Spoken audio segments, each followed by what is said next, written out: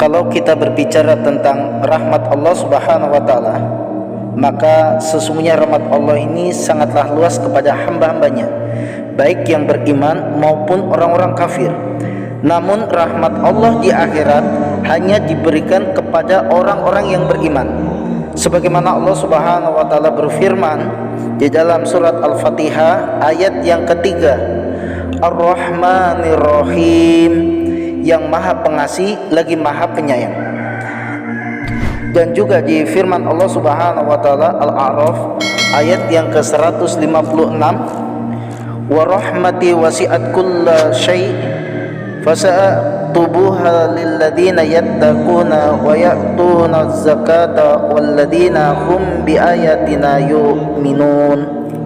Dan rahmatku meliputi segala sesuatu, maka akan aku tetapkan rahmatku bagi orang-orang yang bertakwa, yang menunaikan zakat, dan orang-orang yang beriman kepada ayat-ayatku. Dan bahkan di surah Al-Ahzab ayat yang ke-43, Allah Subhanahu wa taala berfirman, wa kana bil mu'minina rahimah, dan dia maha penyayang kepada orang-orang yang beriman. Di dalam hadis sebagaimana dari sahabat Abu Hurairah radhiyallahu anhu meriwayatkan bahwasanya Nabi Muhammad sallallahu alaihi wasallam bersabda, lama khalaqallahu al-khalqa kataba fi kitabihi fa indahu fawqal ars inna rahmati taglibu ghadabi. Ketika Allah menciptakan makhluk, maka dia membuat ketentuan terhadap dirinya sendiri di dalam kitabnya yang berada di atas ars. Sesungguhnya rahmatku lebih mendominasi murkaku. Hadis riwayat Bukhari.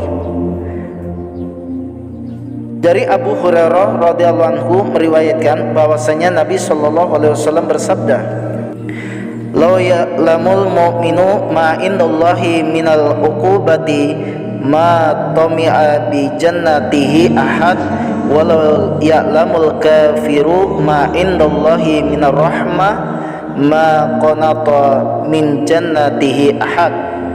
Seandainya orang mukmin mengetahui siksa Allah Subhanahu wa taala, niscaya tidak ada seorang mukmin pun yang menginginkan surganya. Dan seandainya orang kafir itu mengetahui rahmat Allah, maka niscaya tidak ada seorang kafir pun yang berputus asa untuk mengharapkan surganya. Hadis riwayat Muslim.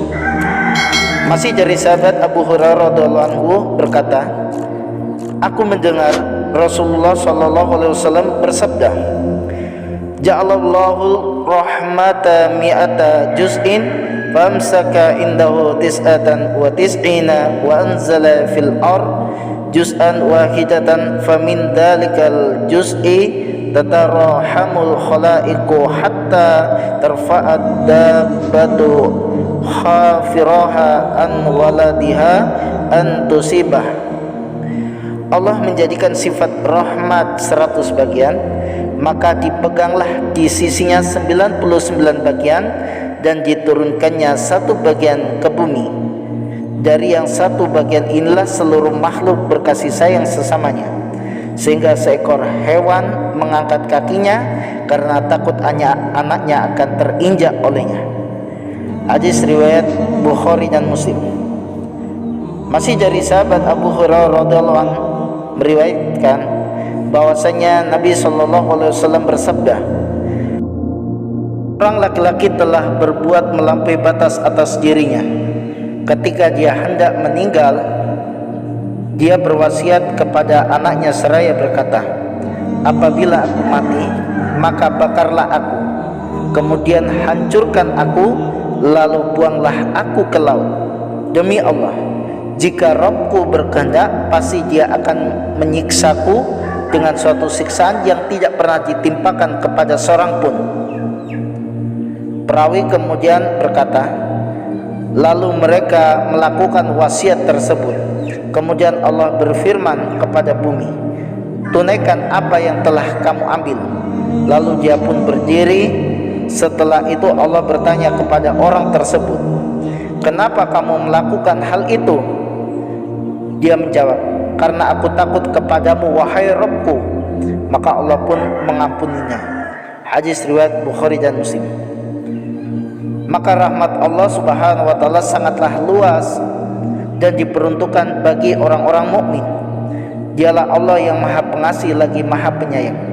Bahkan rahmat Allah mendahului murkanya, hingga tidak ada dosa sebesar apapun melainkan Allah akan mengampuninya. Maka ada beberapa poin dari pembahasan ini yang bisa kita ambil sebagai kesimpulan.